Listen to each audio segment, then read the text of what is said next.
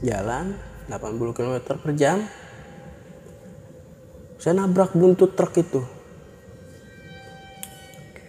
Itu truk yang saya tabrak tuh truk Fuso. Bermuatan batu taman. Yang putih hitam seperti itu. Saya nabrak.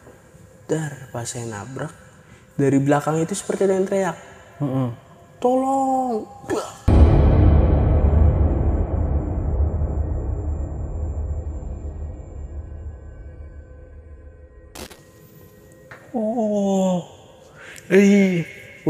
Mungkin kalau saya nggak dengar suara itu, mungkin saya masuk ke kolong. Mungkin mobil itu bisa kebelah dua.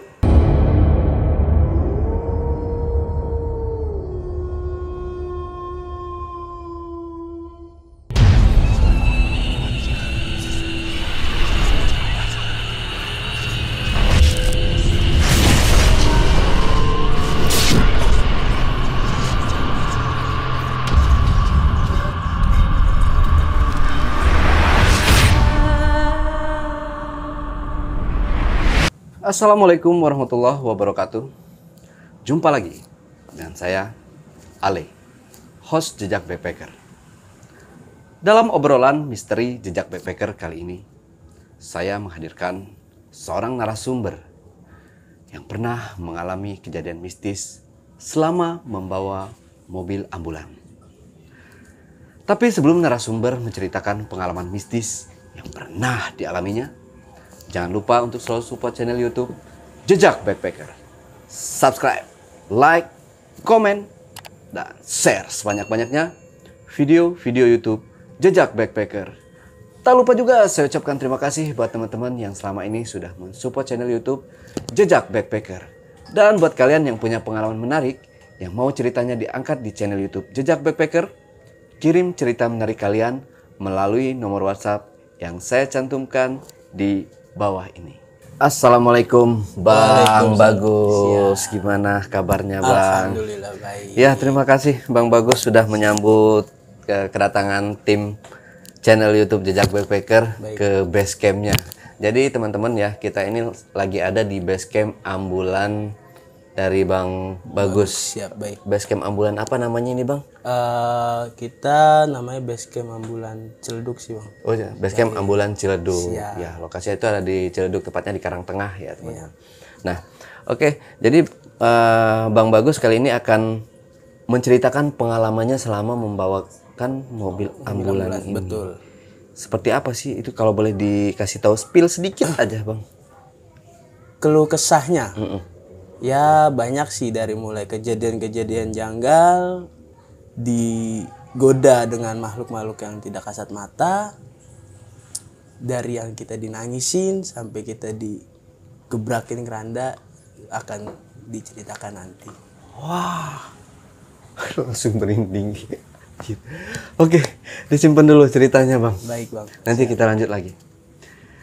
Tapi sebelum Bagus menceritakan pengalaman mistisnya lebih lanjut lagi, saksikan setelah OMG yang satu ini.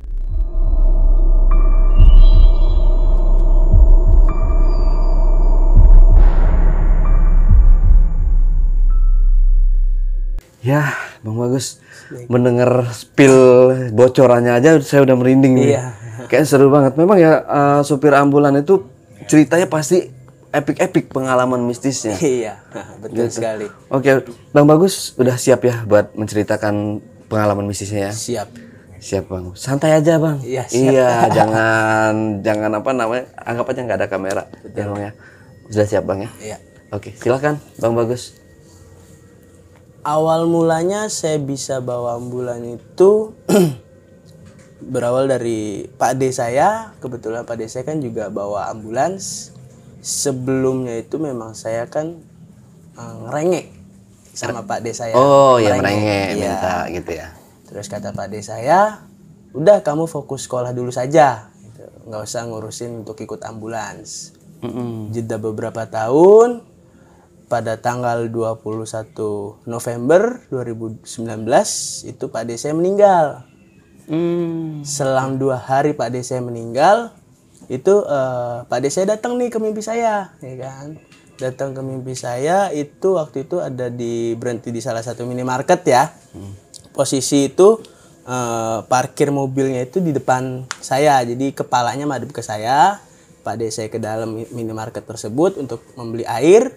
Setelah itu Pak D saya ngomong ke saya, tolong titip ambulans ini dengan dikasih kunci, STNK, dan BPKB. Oke. Setelah itu, setelah saya diimpiin, saya bangun. Paginya saya ketemu dengan istrinya untuk menyampaikan amanat sekaligus mimpi yang tadi saya impikan. Bahwasanya saya disuruh menjaga dan mengurus ambulan itu. Dan akhirnya mulai dari situlah 2019 saya membawa ambulans sampai detik ini. Oke. Kalau untuk dibilang pengalaman atau misteri-misterinya sih banyak ya. Ada di waktu 2-3 bulan setelah saya membawa ambulan, itu saya dikontak oleh teman saya. Ya. Oke. Itu sama ambulan juga nih? Iya, enggak, teman saya waktu itu swasta, orang biasa Oke, gitu. oke. Bang, tolong bawa ambulans ke sini ya. Oh iya, bawa apa gitu kan. Ini korban kecelakaan. Dia ngomong gitu seperti saya. Sudah saya bawa, saya antarkan ke rumah sakit. Kebetulan di situ tidak ada keluarganya. Oke. Dan keluarganya itu di kampung semua. Kampungnya itu di daerah Serang. Saya antarlah dari rumah sakit ini ke daerah Serang. Berjalan dengan ya waktu perjalanan menuju ke Serang sih aman tentram, tidak ada gangguan. Selesai sampai di rumah yang di Serang, dilakukanlah langsung dikuburkan gitu kan, karena tidak mungkin dinapkan untuk besokan harinya gitu. Karena tidak memungkinkan juga. Sudah dikuburkan, kita langsung jalan pulang. Kebetulan posisi kita juga ngantuk ya kan, nggak mungkin kalau kita memaksakan untuk langsung pulang ke rumah, walaupun dari tempat saya ke Serang dekat ya kan. Masuklah kita ke rest area. Niat kita ke rest area itu istirahat sambil tidur ya kan, tidur sejenak. Baru kita mau merem itu posisi saya kan bawa keranda tuh di belakang karena habis bawa korban kecelakaan itu. Oke. Iya kan? Saya baru mau meremin mata, ada suara geseran di belakang. Jadi keranda itu pertama geser sedikit, ya kan? Padahal posisi berhenti. Posisi berhenti, parkir, ya kan? Mesin pun mati. Posisi mesin mati, kaca saya buka, ya kan? Itu geser keranda dikit. Set. Saya bilang, udah jangan ganggu, saya mau istirahat, ngantuk, gitu kan. Selang beberapa menit, bunyi lagi, Oke. lebih keras. Deret, gitu kan. Gimana sih kalau suara keranda itu bergeser ya kan? Iya, iya. Udah diem, saya cuma mau istirahat cuma beberapa menit doang kok, nggak lama. Selang lama lah, lumayan lama, hampir 30 menit. Itu saya diganggunya malah lebih parah. Keranda itu dibanting di dalam mobil. Jadi saya lagi udah mau pules, keranda itu dibanting. Dar, ya kan? Tanpa pikir panjang, saya langsung nyalain mobil, saya tutup kaca, saya langsung pulang. Saya langsung pulang ke rumah, ya kan? Saya pulang ke rumah. Besokannya itu saya sakit. Makanya itu. Jadi besokannya saya sakit dan saya itu baru ingat bahwasanya selama almarhum Pak D saya bawa ambulans ini, Oke. tidak pernah yang namanya istirahat terlalu lama di rest area. Seperti itu. Apalagi kondisinya kan membawa jenazah yang tidak wajar lah ya, maksudnya dalam kondisi kecelakaan gitu kan. Kita pulang, besokannya pagi saya sakit, saya paksalah untuk cuci mobil untuk menetralisir semua, akan mungkin ada bercak darah atau apa gitu kan. Sudah itu selang beberapa hari saya sakit, lama tuh saya bawa pasien, bawa jenazah, berjalan dengan lancar sampai selang setahun lah ya. Oke. Saya juga kenal sama teman saya nih, pemain ambulan juga. Pemain ambulan juga. teman saya ini ngontek, Gus, iya Pak, sih gitu kan, kamu di mana? Saya lagi di rumah nih, ya, mau pergi nongkrong. Oh yaudah, kamu kesini sekarang, ambil korban kecelakaan lagi nih Mas, saya bawanya nih. Waduh, dapetnya yang Iya. ini mulu ya. Saya bawa korban yang kecelakaan. sadis-sadis Iya nih. betul. Saya bawa korban kecelakaan lagi. Waktu itu ngambil di daerah Pesanggerahan. Waktu itu 2020 tahun baru 2020 lah. Enggak ada setahun lah. Tahun baru 2020 pas banjir besar tuh. Oh iya, 2020. Sebelum Covid nih ya. Betul, sebelum Covid tinggi-tingginya lah itu. Saya berangkatlah ke sana. Saya bawa ke sana. Posisi waktu itu saya di ambulans kan memang rame tuh, ada keluarganya dari korban yang meninggal di tempat. Oke. Di situ kita bawa ke salah satu rumah sakit di daerah Jakarta, kita masukkan ke rumah duka untuk dilakukan forensik lah. Ya kan? Selama jenazah itu dibersihkan dan dilakukan prosedur dari rumah sakit, dimandikan, diforensik dan lain-lain, saya tunggu di luar. Tiba-tiba saya itu melihat seperti ada yang manggil di dalam mobil itu. Ngawe-ngawe gitu kan. Iya. Saya datanglah, ya kan. Siapa sih ini gitu. Ternyata tidak ada orang. Terus saya duduk dulu nih di mobil ya kan. Maksudnya, mungkin tadi security manggil, udah mau selesai. Saya duduk di mobil di bagian belakang kan, pintu bagasi belakang kan saya buka. Iya. Saya duduk di situ. Saya dengar suara nangis.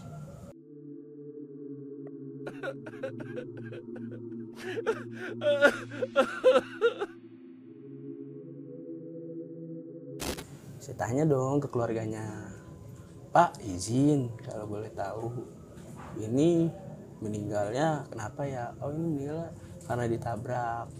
Almarhumah ini pamit ke saya ini pengen beli sate untuk beli makan. Jadi di jalan itu dia ditabrak oleh motor. Singkat cerita, kita antarlah ke rumah duka ini kan. Sampai di rumah duka ini, di rumahnya korban ya. Saya mau jalan pulang, sepanjang jalan berjalan dengan normal. Dan saya lagi fokus nyetir, tangan saya tidak ngutak-ngatik yang namanya sirine, tidak ngutak-ngatik yang namanya lampu rotator. Tiba-tiba tuh lampu rotator dan sirine nyala sendiri. Nyala sendiri? Iya. Bayangin ya kan, saya lagi nyetir, fokus nyetir, tiba-tiba sirine, rotator nyala sendiri. Ya mungkin kalau dibilang bisa dibilang nggak masuk akal. Benar. Saya lagi fokus gitu kan, maksudnya. Ini bunyinya bunyi sirine bawa jenazah kan beda-beda kan? Iya, Kalau itu bunyi yang bawa jenazah. oh, Posisi saya fokus, kondisinya waktu itu pas saya pulang kan kebetulan hujan deras. Ya kan, saya juga nggak mungkin untuk ngutak-ngatik lampu rotator dan sirine karena saya juga kan kalau malam penglihatannya kurang. Jadi kita fokus, kita nyalain lampu jauh, lampu tembak, terus sirine tiba-tiba nyala sampai hampir mau masuk ke dekat rumah saya.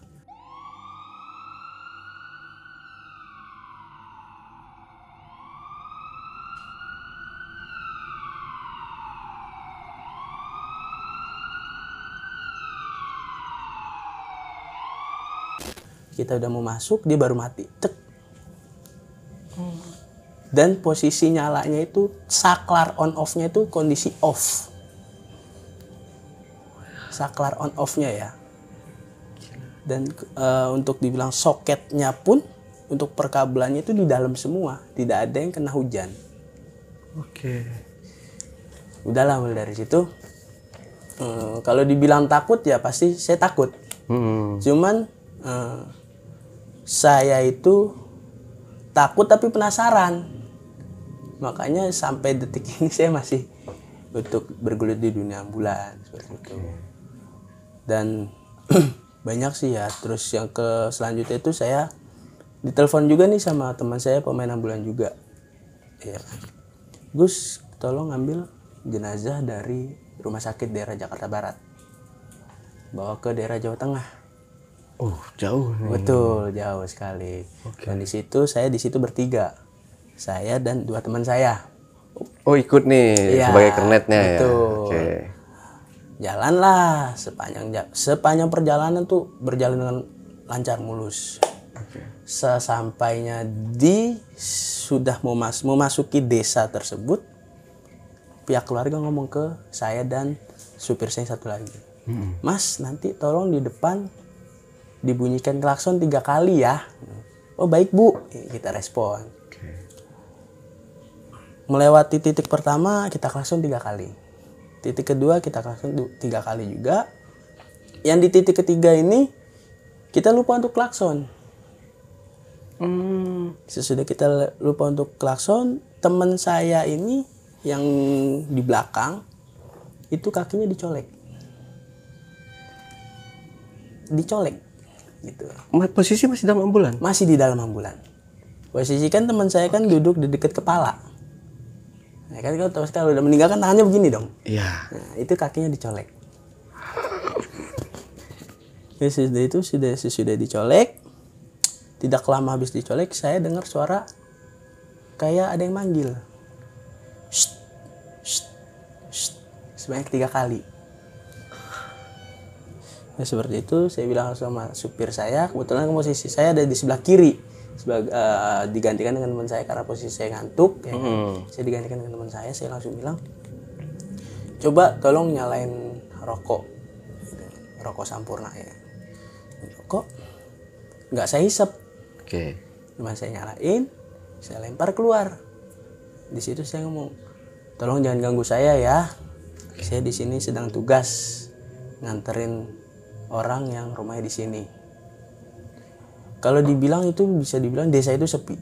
Karena untuk lewat kendaraan pun itu seperti tunggu-tungguan. Jadi ada mobil lewat, baru yang lainnya ngikut lewat. Oh, saking sepinya ya. Iya, karena memang di situ minim cahaya penerangan. Iya. Jadi suara-suara jangkrik, suara-suara kodok itu masih asri lah gitu. Dan sesudah itu balik nih kita nih dari rumah duka yang digodain tadi.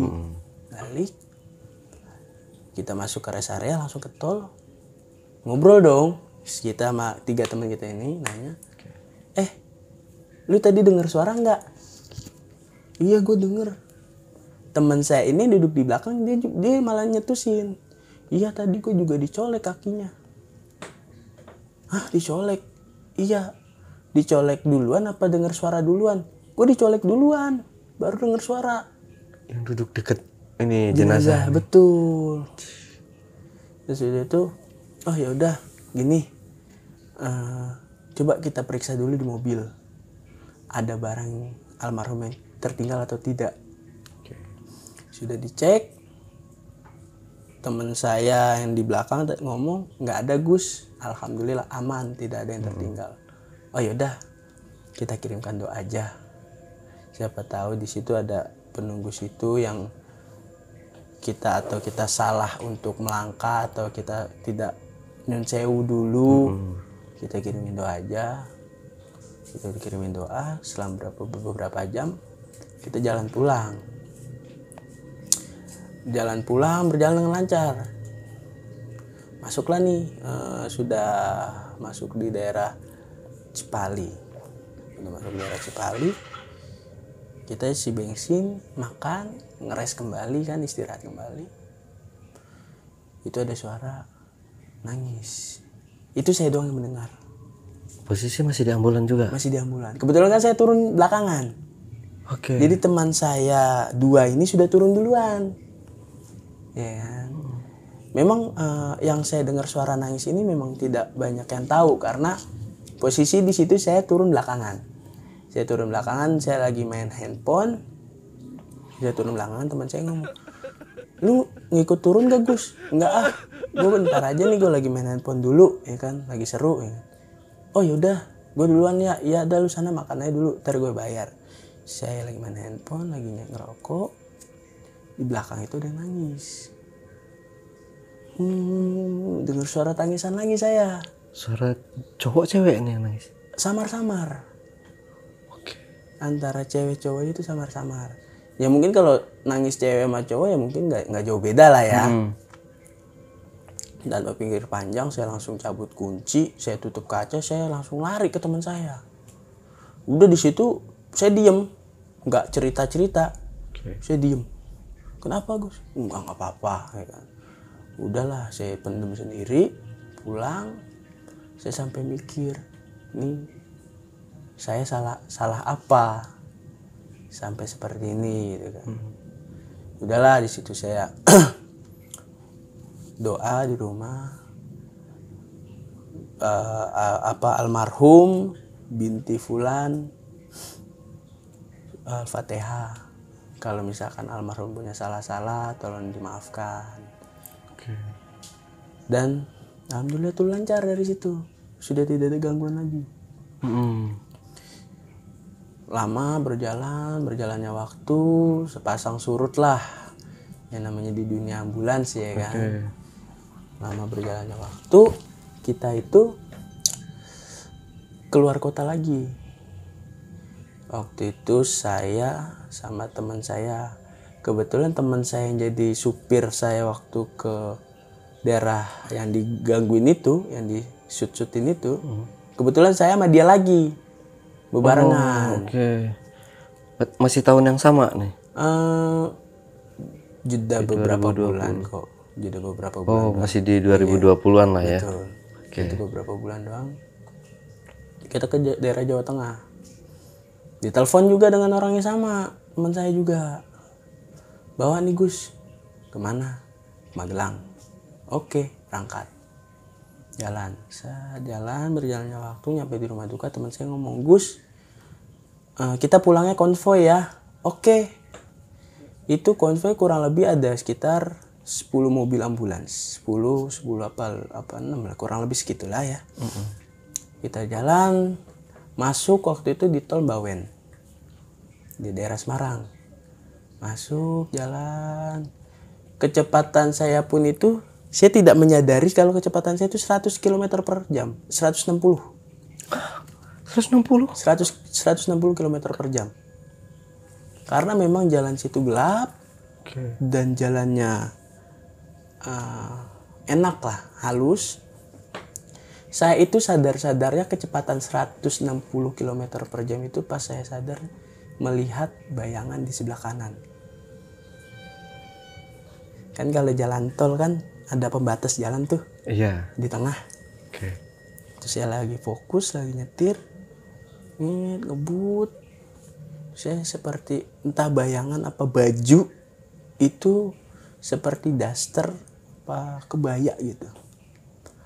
Saya langsung dari 160 saya langsung pelan. Deng. Untung belakangnya itu jaraknya agak jauh. Saya masuk ke rest area. Bareng tuh konvoy masuk ke rest area. Teman saya ngomong, lu perasaan dari tadi ngebut aja, kok tiba-tiba kecepatan lu pelan? Gue ngeliat bayangan. Di mana? Itu tadi tempat gelap. Kayak gimana ciri-cirinya? Itu kayak pakai baju batik, antara batik dan daster dan kebaya gitu kan. Tapi lu nggak apa-apa kan? Nggak apa-apa, cuman shock aja ngeliatnya. Yaudah, lu cuci muka sana. Sekarang udah cuci muka, lu ngopi dulu. Nah, teman saya pun ternyata melihat juga. Jadi teman saya yang dulu. mobil di belakang nih? Enggak, teman saya dulu di depan saya. Itu di depan saya yang lihat, di belakang habis teman saya baru saya. Teman saya yang duluan melihat itu malah tutup suara, nggak mau ngomong. Mungkin teman saya itu ngeliat kalau bukan saya panik mungkin ya, shock gimana. Jangan cerita dan lain. Makanya kalau di mobil jangan bengong, dia ngomong gitu kan. Gua nggak bengong. Gua lagi fokus bawa mobil. Ya sembari nyanyi nggak jelas lah gitu kan. Ya namanya kita biar nggak suntuk ya kan, apa aja dinyanyiin gitu kan di mobil. Wah, nggak beres nih, saya ngomong gitu kan. Nggak beres kenapa lagi sih? Iya, gue kemarin ditangisin, gue dijatuhin keranda, saya gitu. Saya cerita dari awal lagi ke teman saya kan, dijatuhin keranda, digodain. Ini lagi, diliatin bayangan lagi saya. Ya namanya kita hidup kita bekerja di bidang seperti ini, ya ini udah teman kita sehari-hari itu, entah kita ditangisin, kita diliatin. Asal kita bisa membawa diri aja sama badan lu. Kalau fisik lu kuat ya lu sehat, kalau fisik lu nggak kuat ya mungkin lu bisa sakit. Saya dibilang sakit mah gue sakit waktu itu 3 hari sih. Ya udah, yang penting lu kalau habis ini tuh selesai ini lu balik ambil mandi terus ambil air wudu buat ngebentengin diri lu lagi. Oh iya makasih. Jalan aja berjalannya waktu. Tetap kongkow, kita nongkrong, ketawa-ketawa bareng dengan teman-teman ambulans ya. Sudah berjalannya waktu, masuklah nih COVID. Berjalan COVID 2 bulan ya. 2 tahun. COVID 2 tahun lebih ya. 2 tahun lebih ya. COVID, awal masuk COVID itu kita sempet yang namanya merasakan kasihannya orang meninggal karena COVID. Dari yang seharusnya sanak saudaranya bisa ngumpul di rumah, bisa bertakjiah, bisa ngaji bareng, ini meninggal di rumah sakit, tidak bisa ditengok, tidak bisa nggak bisa dilihat untuk terakhir kalinya lah ya. Kita antarlah ke rumah langsung ke pemakaman. Safety itu dengan pemakaian lengkap, pakai APD dan lain-lain. Waktu itu pas COVID saya bawa mobil waktu itu sendiri. Karena saya pikir saya nggak mau ngambil resiko untuk orang lain. Saya sendiri waktu itu nganterin ke daerah Tangerang Selatan lah, TPU di situ. Saya dikontak waktu itu suruh pakai mobil teman saya. Gus, free nggak? Free, ya udah. Sini ke rumah sakit bawa jenazah ke TPU. Daerah mana? Daerah Tangerang Selatan. Oke. Sepanjang jalan itu kita nyetelin ngaji murotal. Dari mulai Al-Fatihah, Al-Baqarah, Yasin dan lain-lain. Nah itu sepanjang jalan seperempat lah, hampir 30 menit lagi nyampe, ya nggak nyampe 30 menit, pokoknya sebentar lagi nyampe ke pemakaman. Saya dibisikin, ada yang bisikin, Mas tolong. Saya kaget dong ya kan saya di posisi di situ saya lagi nyetel murotal. Saya cuma berdua doang sama jenazah gitu kan.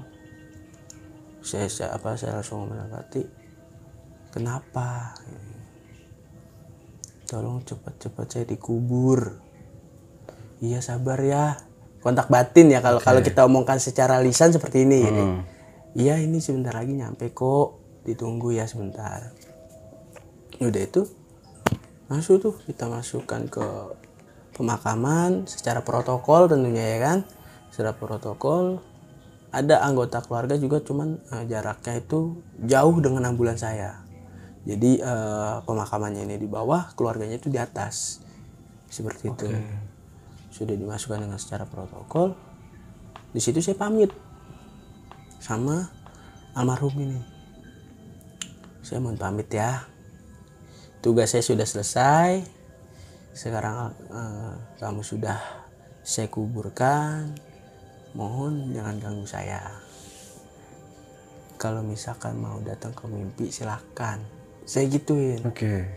Karena saya sering mas untuk seperti itu, seperti datang ke mimpi ataupun kita sedang ngumpul di rumah itu sering, entah itu bawa melati, bawa mawar. Di base camp ini ya? Iya betul. Jadi udah jadi hal yang nggak aneh lagi lah gitu. Nah itu alhamdulillah tuh tidak ada gangguan dari jenazah yang tadi saya antar. Nah, berjalan waktu semua segala macam, masih di era COVID lah ini kan, di era COVID. Saya tuh yang namanya ngeliat COVID ya sedih sebenarnya ya kan. Itu saya ngalamin yang namanya pemakaman itu ngantri. Sampai ngantri? Iya. Kalau kita bilang tuh udah kayak ngantri sembako. Panjang. Itu bisa dibilang berjam-jam lah. Masuk ambulans satu diturunin jalan, masuk satu ambulans turunin jalan. Makanya kita juga prihatin lah sama COVID kemarin seperti itu. Ada dukanya, ada apa, terutama untuk keluarga yang ditinggalkan ya. Ada nih satu ketika mobil saya udah, kebetulan mobil ini kita parkir di depan komplek. Waktu itu masih pakai mobil APV lah, ya kan. Parkirlah mobil di depan komplek nih. Kondisi base camp ya? Iya, di depan komplek. Kebetulan kan nggak mungkin juga mobil kita parkir di rumah ya kan. Kita parkir di depan komplek. Parkir di depan komplek, semua sikring, tombol, saklar, semua segala macam udah dalam kondisi off, mati total semua. Kita kunci, kita tutup. 2 hari ini berlalu nih setelah mobil itu diparkir. 2 hari berlalu, malam-malam itu sekitar jam 10-an dari security ini datang ke rumah. Saya kira dia kan kesini mau ngabarin bahwa ada warga yang mau meninggal gitu. Ternyata dia ngomong, "Gus, lu kok tadi turun lampu sama sirenenya nggak lu matiin? Memang nyala, cuman nggak kenceng. Pelan, ya. Nyala cuman pelan. Ah, yang bener lu," saya gitu. "Iya, apain sih gue bohong?"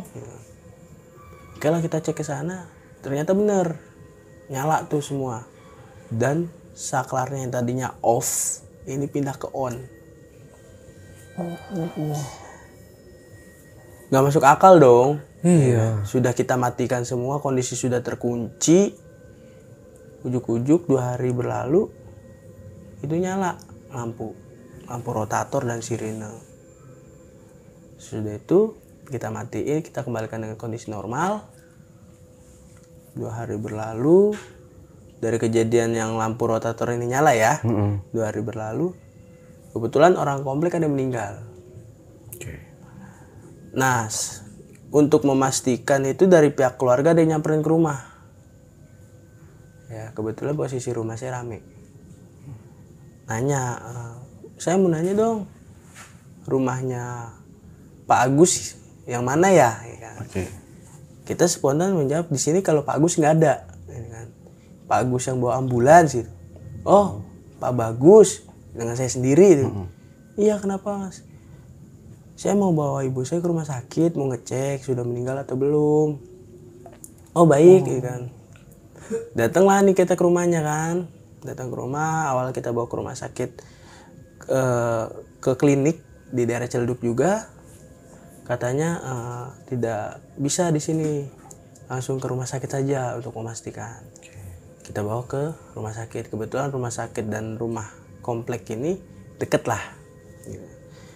Masuklah nih ke IGD, parkir mobil mundur, yang kita bawa kita turunkan, kita foto, jebret, kita foto mobilnya, posisi madep depan kan, saya di depan mobil itu kita foto. Malamnya sesudah saya nganterin itu, malamnya ada teman saya yang WA, "Gus, coba tolong perhatikan foto yang tadi dong. Kenapa? Ada yang janggal. Apaan tuh?" Orang nggak ada apa-apa, saya gitu. Sama dia zoom lah, dia screenshot. Pas saya perhatikan ternyata ada seperti tengkorak terbakar. Dengan dia tuh seperti pakai mukena yang ada rumbe-rumbenya tuh, yang ada renda-renda. Ya, betul, renda-renda seperti itu. Posisi dia nongol di belakang bangku sebelah kiri. Jadi ini bangku sebelah kiri, dia nongol seperti ini, di kepalanya saja, ya kan. Secara logika nggak mungkin dong kalau itu orang. Nggak mungkin orang itu berdiri. Itu mukanya gosong, benar-benar kayak seperti orang habis terbakar. Saya takut juga kan, habis ngeliat itu saya takut, saya merinding. Saya bilang, udahlah biarin aja. Mungkin dia mau mau berteman dengan saya apa gimana ya. Nggak lama dari pihak rumah sakit ngabarin, Mas, coba tolong ambulansnya pindah ke kamar jenazah. Pasiennya ini sudah meninggal. Oh, kita pindah. Setelah itu kita pindah, kita urusin pemakaman dan lain-lain. Selesai. Covid berlalu, masalah ini berlalu. Sempat redup lah di dunia ambulan. Cuman kalau untuk pelayanan yang masuk tetap kita terima. Cuman sempat redup sementara. Berjalannya waktu, masuk orderan, pasien jenazah tetap masuk ke kita. Bulan kemarin, bulan Desember tahun 2022. Oke. Itu saya dikontak sama saudara ibu saya, ya kan. Pertama ibu saya dulu dikontak, Mbak, Bagus masih main ambulan nggak? Langsung tanya aja Mas ke Bagusnya, gitu kan. Karena kan tahunya kan saya sudah vakum di dunia ambulans, gitu kan. Sempat redup lah, ya kan. Ibu saya ngontek, Mas tadi Mas No nelfon butuh ambulan. Saya kontak dong, Mas butuh ambulan. Iya nih mau bawa saudara. Kemana? Ke Cirebon. Oke, kita OTW ke rumah sakit. Kita jemput, prosedur rumah sakit kita ikutin, sudah dimandikan, sudah dikafankan, sudah rapi. Kita berangkat ke Cirebon, jalan ke Cirebon.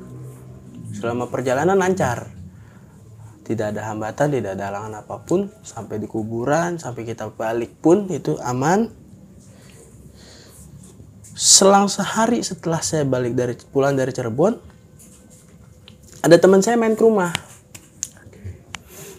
Sehari apa 2 hari itu main ke rumah, nongkrong lah biasa, ya kan. Kebetulan dia juga sambil ojol juga kan, sembari nunggu orderan di sini nongkrong. Kita lagi ngerokok, ya kan, teman saya lagi ngerokok juga. Baunya bau kembang mawar lewat, semeriwing baunya. Sempat berhenti di depan saya sebentar, 5 detikan lah ya. Oke. Pergi hilang bolak-balik terus. Sesudah itu kita kontak dong saudara saya, Mas, ini tadi saya kok diciumin bau mawar ya? Oh, ini tadi dia yang kamu anterin mau ngomong makasih, udah dianterin, udah ditolongin.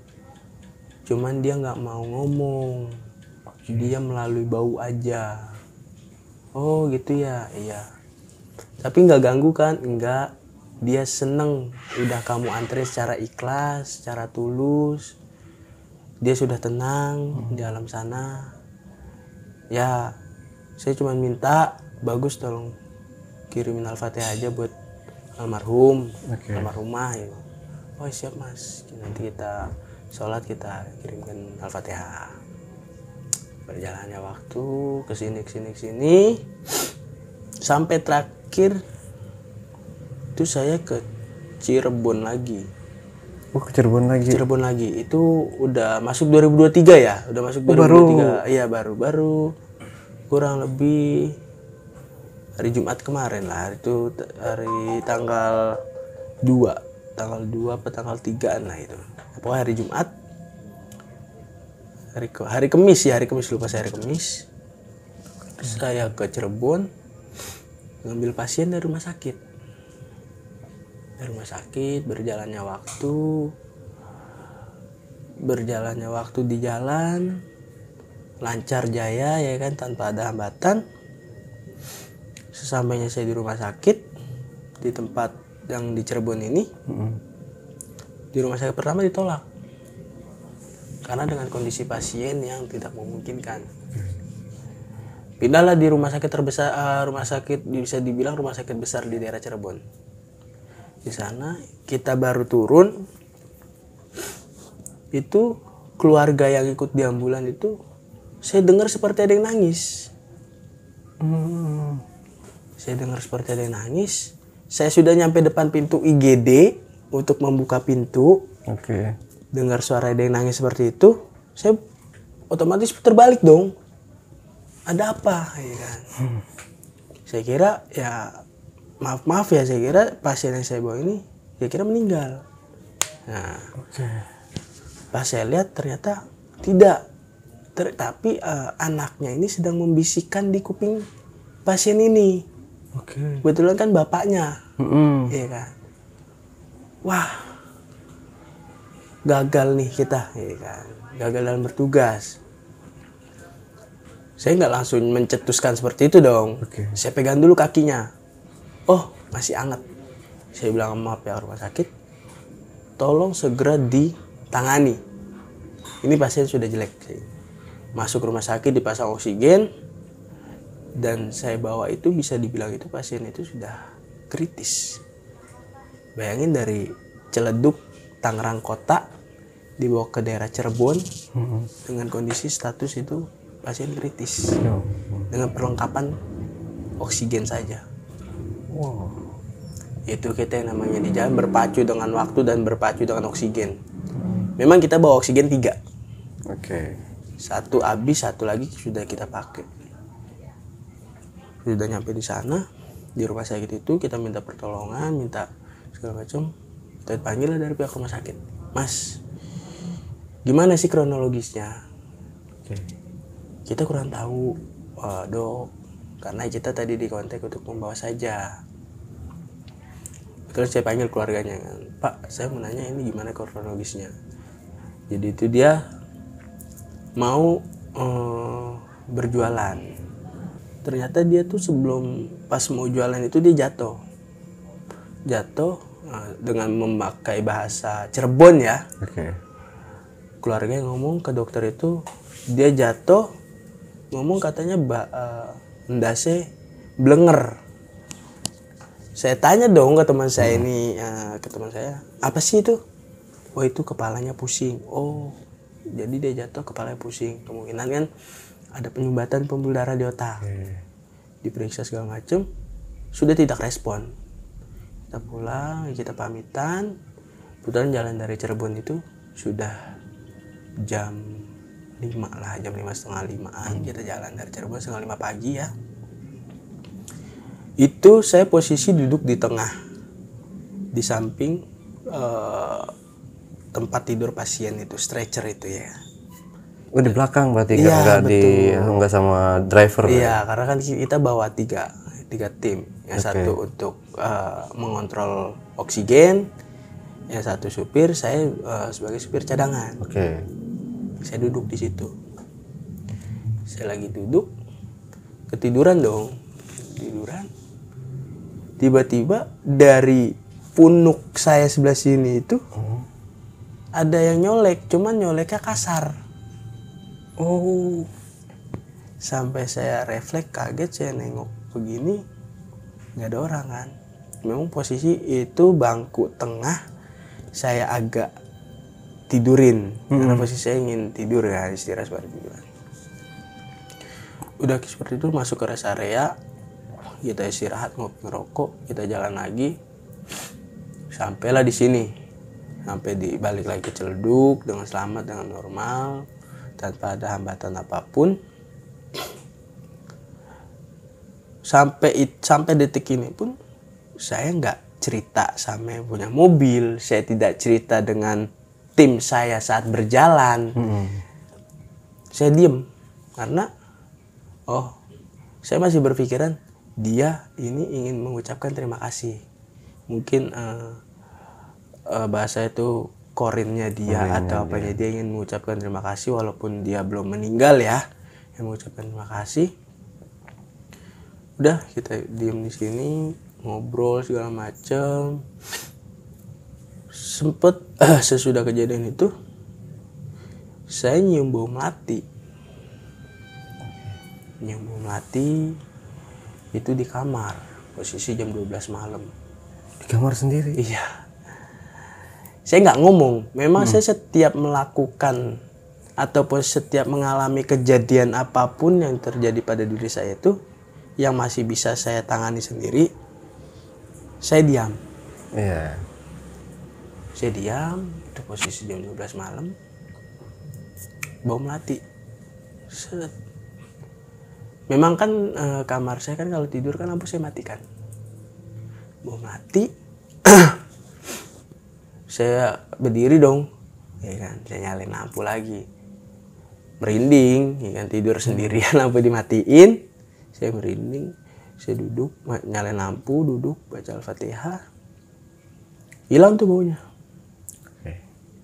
Oke lah, oh udah tenang nih, ya kan, saya ngerokok dulu sebatang di kamar. Sudah ngerokok sebatang di kamar, sudah minum, saya matikan lampu, tidur lagi, baru mau pules, kaki saya itu seperti ada yang nyolek. Ya saya nggak tahu ya, apa mungkin dari jenazah yang sudah saya antar ingin mengucap terima kasih apa seperti apa, saya tidak tahu ya. Saya hanya mengambil kesimpulan, oh mungkin yang sudah saya antar, ya pernah saya antar, ingin mengucapkan terima kasih ke saya. Itu sih dari sekian banyak kejadian, dari sekian banyak pengalaman saya di ambulan, dari mulai yang bawa kaki sebelah atau gimana, itu saya cuma ngambil kesimpulan dia ini pengen datang ke saya, pengen mengucapkan terima kasih gitu. Jadi ada yang bilang kan, oh lu bawanya nggak bener kali Gus, lu bahasa-bahasa kasar kali selama membawa dia di jalan, apa lu berbuat yang dia tidak senang atau seperti apa.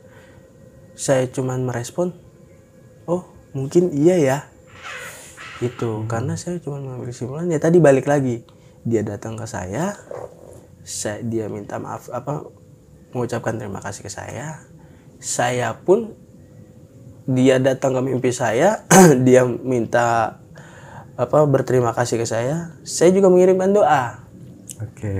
Fulan binti Fulan, Fulan bin Fulan, segala macam, saya baca, saya kirimkan Fatihah. Ya kalau misalkan dia ada dosa-dosa pada selama masa hidupnya, ya tolong diampuni gitu. Aman lah, berjalan dengan aman.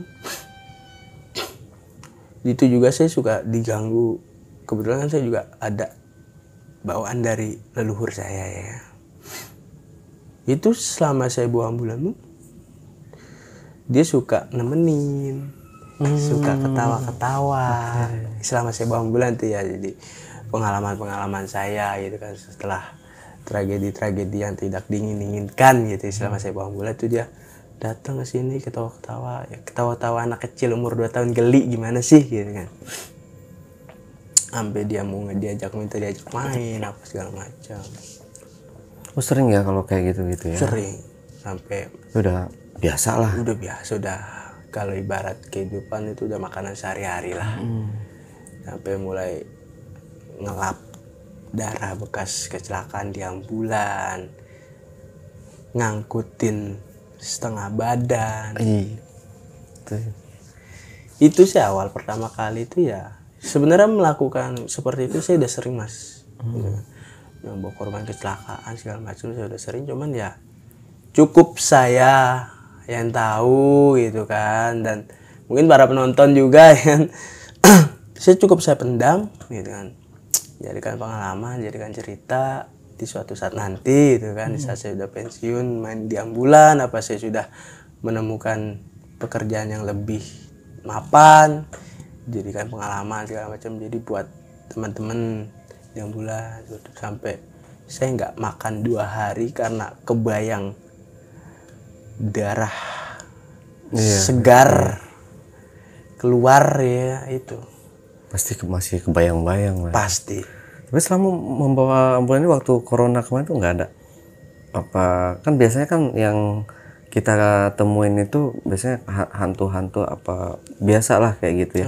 Tapi ini nggak ada kayak misalnya penampakan misalnya hantu astronot, misalnya hantu yang berpakaian lengkap APD gitu. Nggak ada.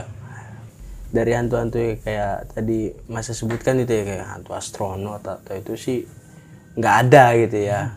Coba kalau ya seperti nangis, dia senyum, itu kita alami. Gitu. Lebih banyak ke hal-hal maksudnya penampakan yang positif lah gitu ya. Sampai satu ketika itu saya nggak ngirim jenazah ya dari komplek ini juga, kebetulan ngantar ke Lampung. Ke Lampung. Iya, memang saya dari awal jalan itu hati udah gelisah, sampai ibu saya pun ngomong, kamu jalan? Iya. Yaudah hati-hati ya, nggak usah ngebut-ngebut. Itu wejangan yang sehari-hari yang beliau sampaikan ke saya di saat saya mau bawa ambulan. Oke. Nggak usah ngebut-ngebut, kalau ngantuk istirahat. Oh iya. Jalan sampai di rumah duka, kita turunkan jenazah. Kebetulan kan kita pakai peti ya, karena waktu itu walaupun COVID sudah berlalu, cuman kan protokolnya masih. Kita jalan di rumah duka, jenazah kita turunkan, peti kita masukkan kembali, kita istirahat, kita makan, kita rokok dan lain-lain. Saya ngomong sama teman saya, udah gua dulu yang bawa, lu istirahat. Jalan, dia tidur, masuk ke rest area, ya kan. Kebetulan ibu saya kan nitip oleh-oleh. Nitip oleh-oleh. Yaudah gini aja, ini rest area pertama. Gua turun dulu nih, beli oleh-oleh gitu kan. Jadi teman saya dulu yang bawa mobil. Nggak ada nih oleh-oleh nih. Teman saya tetap bawa mobil, masuk ke rest area kedua, gantian lah. Saya lagi yang bawa mobil, teman saya istirahat. Keluar dari rest area, jalan kita lancar. Saya ngomong ke teman saya, gue mau bawa mobil pelan-pelan aja karena gue mau lihat laut gitu kan, mau masuk pelabuhan siang gitu. Berjalan mulus sampai di kilometer berapa itu saya lupa, ada posisi truk sebelah kiri saya masuk di jalur kanan dengan kecepatan itu 80 km per jam. Saya di jalur kanan kan otomatis kalau itu kan jalur kanan jalur cepat ya. Dari jalur kanan saya sudah nyalain lampu atas, lampu sen 2. Itu truk dari lajur kiri tiba-tiba motong ke jalur kanan, ke jalur saya. Memang di situ ada pembatas perbaikan jalan, cuman tidak ada perbaikan jalan, cuman pembatasnya saja. Gitu. Motong nih dia dari kiri ke jalur kanan, tidak menyalakan sen. Saya dengan kecepatan 80 km per jam, ingat banget kok itu. Saya memang niat saya pelan, saya sambil nyetel musik ya kan. Sebelum kejadian itu saya sempat bikin video. Setelah bikin video, saya jalan 80 km per jam. Saya nabrak buntut truk itu. Itu truk yang saya tabrak tuh truk Fuso. Bermuatan batu batu taman. Yang putih hitam seperti itu. Saya nabrak, pas saya nabrak dari belakang itu seperti ada yang teriak. Tolong.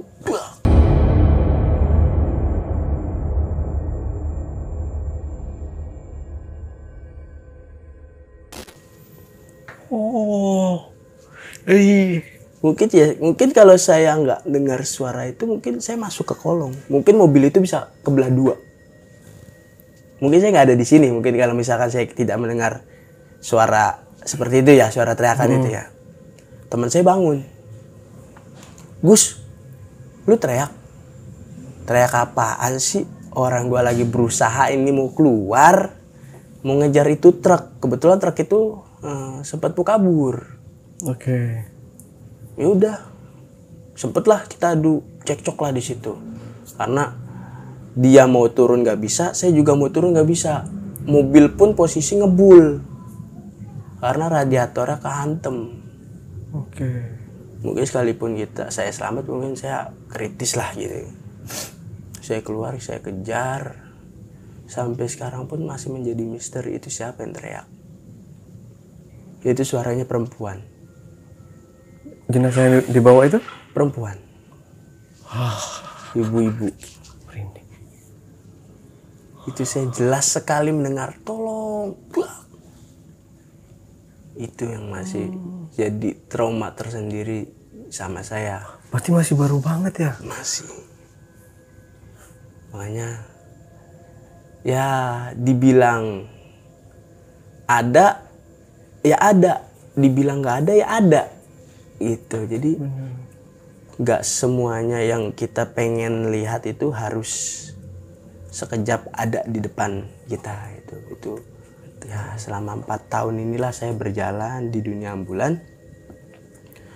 Pahit manisnya, dari mulai kita dimarahi oleh keluarga, kita dapat teguran, kita dapat saran, kritik, baik yang sarannya baik, kritiknya baik, dan lain-lain. Banyak lah kenangannya. Suka dukanya. Iya, makanya untuk kita pindah profesi pun kemungkinan masih berat.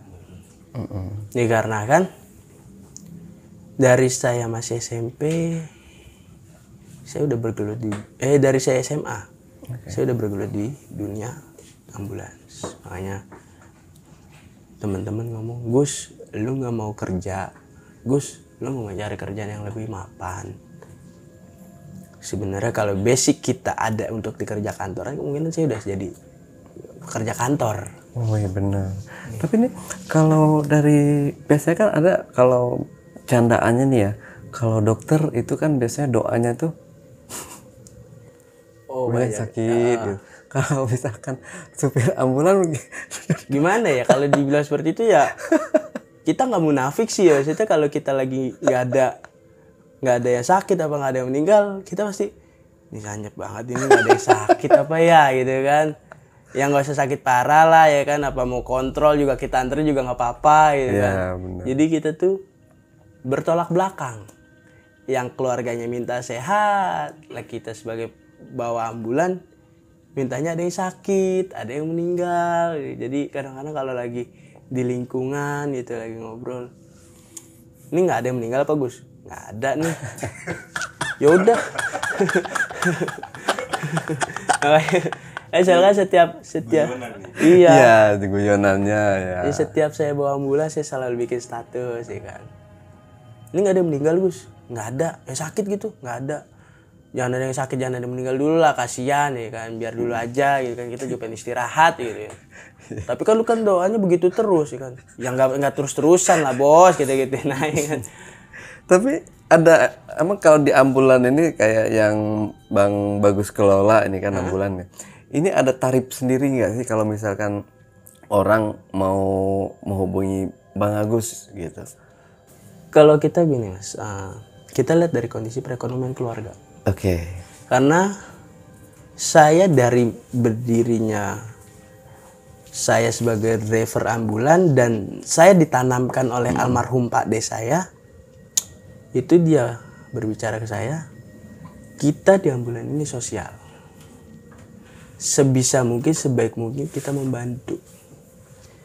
Kalau misalkan keluarga tidak mampu menengah ke bawah, dengan argo berapapun, selagi itu masih masuk kewajaran, kita ambil. Jangan sekali-sekali kita mencekek keluarga yang sedang kena musibah. Karena kita kedepannya kita tidak tahu seperti apa. Benar. Mungkin sekarang kita di atas. Yang namanya Sang Maha Pencipta Allah itu kan kapan saja bisa membalikkan telapak tangan hambanya. Sekarang kita di atas, apa besok kita tiba-tiba dijatuhkan ke bawah, kan kita nggak tahu.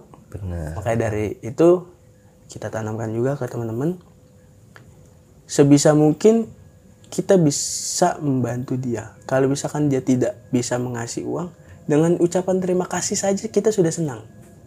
Seperti itu. Jadi ya dengan argo minim 50.000, 100.000, asalkan pihak keluarga ikhlas, tim kita yang bekerja ikhlas, insya Allah itu menjadi berkah kita di akhirat nanti. Betul. Seperti itu. Jangan semua itu diuangkan ya. Betul. Kita harus ngelihat juga keekonomian si korban. Betul. Atau yang jenazah mau kita bawa ini. Betul. Apakah dari kalangan mampu atau enggaknya. Betul. Gitu. Oke lah kalau memang dia kalangan mampu, kita biasanya segini Pak harga untuk nganternya, karena kan ada biaya-biaya lain juga, nggak bisa dipungkirin juga. Betul. Dan kita juga nggak bisa, seterusnya harus dikasih dapat 50.000 atau 100.000 gitu. Iya. Ya seenggaknya keluarga jenazah atau yang membawa menyewa ambulan ini, mereka harus sudah paham juga. Betul. Untuk perkiraan bensinnya berapa, untuk makan si drivernya berapa tim yang dia bawa gitu. Jadi mereka juga harus memperhatikan itu juga. Pasti paham sih sebenarnya mereka juga, Mas ya. Tapi ini panen ya waktu COVID ya? Kalau dibilang panen, alhamdulillah. Ya kita bukannya sombong atau seperti apa ya. Itu kita tuh seminggu itu gaji kita bisa mengalahkan gaji anggota karyawan UMR. Oh, tapi nggak untuk mengalahkan gaji anggota DPR? Enggak lah, jauh beda. Kalau anggota DPR mungkin segini, kalau saya mah cuma segini gitu. Ya 2 kepok lah ya kan. Alhamdulillah ya. Alhamdulillah, yang penting buat ngasih ke orang tua ada, buat ke kita ada, dan sebagai rezeki kita itu kita kasih ke orang yang membutuhkan, seperti fakir miskin, anak yatim piatu, ya kaum duafa, seperti itu. Jadi ya kita nikmati aja lah gitu, walaupun banyak cibiran para netizen yang terhormat gitu ya kan.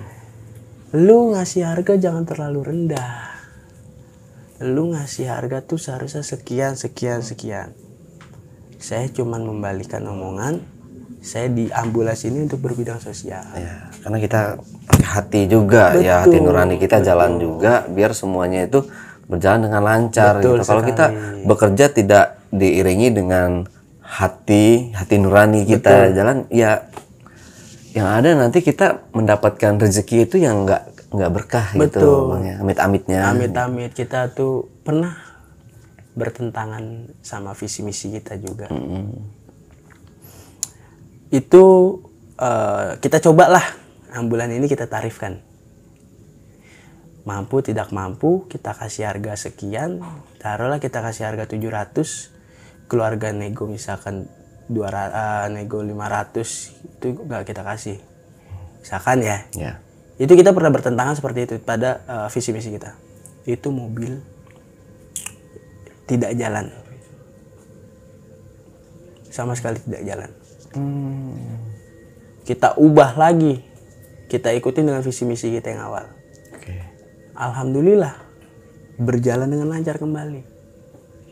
Ya makanya kalau kita punya visi misi dalam bidang seperti ini, ya kalau bisa kita niatkan bulat untuk sosial, ya tolong sosial seperti itu. Jangan takut kelaparan gitu. Ibarat kita buat makan, buat ngerokok, insya Allah ada kalau di dunia ambulan itu seperti itu. Apalagi kalau misalnya sudah berkeluarga gitu ya. Untuk ngerokok apa untuk dapur, insya Allah ada. Tergantung balik lagi ke kita melakukannya, melaksanakannya ikhlas atau tidak. Betul. Kadang-kadang kan ikhlas di mulut dengan ikhlas di hati kan susah. Benar. Di mulut ya ikhlas. Saya merinding terharu nih dengarnya, Bang Bagus ya. Jadi nanti kalau misalkan ada teman-teman atau ada orang yang di sekitaran wilayah Ciledug atau Karangtengah ini yang mau memakai jasa ambulan dari Bang Bagus tuh bisa menghubungi kemana tuh? Bisa langsung ke nomor WhatsApp. Oh gitu ya? Iya, bisa langsung ke Instagram juga. Oh ada? Ada Instagramnya apa? Namanya bagus.06. Bagus.06 ya. Teman-teman nanti mungkin bisa follow aja Instagram dari Bang Bagus ya. Mungkin kali aja kita membutuhkan jasa ambulan dari Bang Bagus dan teman-temannya di basecamp ambulan di daerah Ciledug ini. Gitu. Oke, Bang Bagus, mungkin ada yang mau ditambahkan sedikit ke teman-teman di rumah atau pesan-pesan mungkin yang mau disampaikan? Ya, pesan saya sih jangan terlalu sombong dengan apa yang kita miliki saat ini. Karena kesombongan kita itu di dunia tidak ada apa-apanya dengan kita di akhirat. Kita bisa sombong di dunia tapi kita di akhirat miskin. Kita kaya di dunia tapi kita di akhirat miskin, sama aja bohong. Lebih baik kita miskin di dunia tapi kita kaya di akhirat gitu. Jangan takut kemiskinan, jangan takut kelaparan di dunia. Insya Allah dari lingkungan kanan kiri kita masih banyak yang mau peduli dengan kondisi kita. Jadi untuk teman-teman, untuk kawan-kawan, rekan-rekan yang kondisi perekonomian menengah ke bawah, tetap semangat, jangan putus asa, karena rencana Allah tidak ada yang tahu. Seperti itu. Sekian aja sih. Oke, mantap. Wah, gila ya. Padahal Bang Bagus ini masih sangat muda ya. Kelahiran tahun tadi Saya 2002. 2002 tuh. Masih belum udah punya pacar? Belum. Ya kali aja kan dari teman-teman. Kalau Saya promosiin pacar Bang. mah ada. Kali aja banyak nih yang apa namanya penonton Jejak Backpacker ini. Kalau pacar mah ada, cuman kalau istri mah belum. Yang berhati mulia gitu ya. Nah, carilah orang yang seperti Bang Bagus ya, teman-teman ya. Oke, Backpackers. Itulah tadi obrolan misteri Jejak Backpacker bersama narasumber kita Bang Bagus.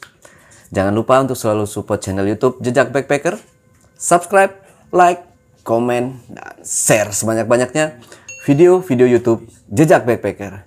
Dan buat kalian yang punya pengalaman menarik, yang mau ceritanya diangkat di channel YouTube Jejak Backpacker, kirim cerita menarik kalian melalui nomor WhatsApp di 0852 1234 5683. Sampai jumpa di konten-konten Jejak Backpacker berikutnya. Wassalamualaikum warahmatullahi wabarakatuh. Bang Bagus, terima kasih. Siap, terima kasih buat banyak. waktunya. Siap. Ya mudah-mudahan dapat pacar juga dari Jejak Backpacker ya Bang ya. Amin. Nah, dijabah nanti dia full Siap, Instagram siap, Bang siap, Bagus. Aman. Sampai jumpa. Gua mau ngelepas nggak ada. Gua kira ada. Kan di rumah, di luar. Iya, gua mau ngelepas tadi.